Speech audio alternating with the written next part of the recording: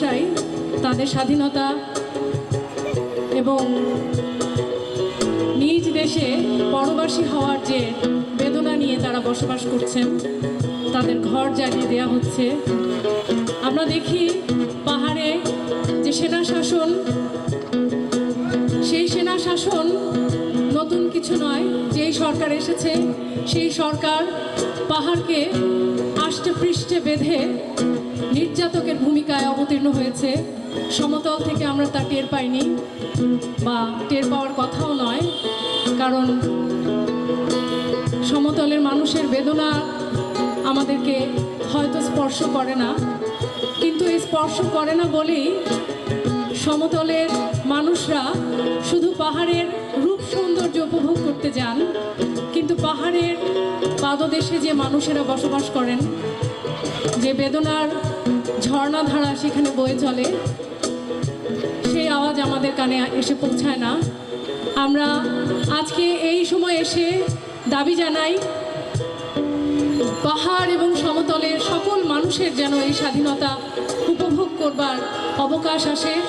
পাহাড় এবং পাহাড়ের আদিবাসীদের, সমতলের আদিবাসীদের সহ সকল বাংলাদেশের সকল মানুষ যাতে এই ভূখণ্ডে মাথা উঁচু করে মর্যাদার সাথে বাঁচতে পারে, সেই আকাঙ্ক্ষা রেখে আমাদের দুটো গান করছি। দুটো গান নিয়ে তিনটে গান করব, তার মধ্যে দুটো গান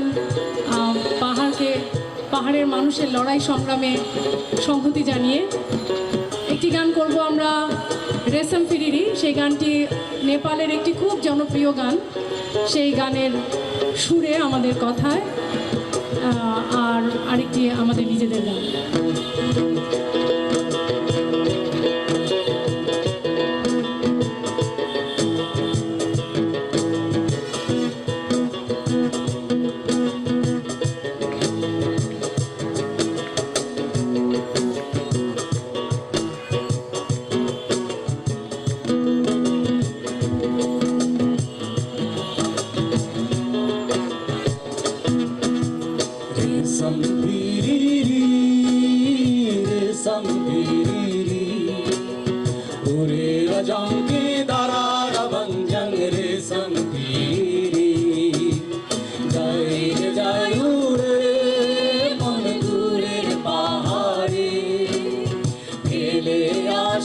ভালোবাসার জুমিয়া ঘরে রেশম ফিরিরি, রেশম ফিরিরি, উড়ে রজঙ্কি দরার ভঞ্জং রেশম ফিরিরি।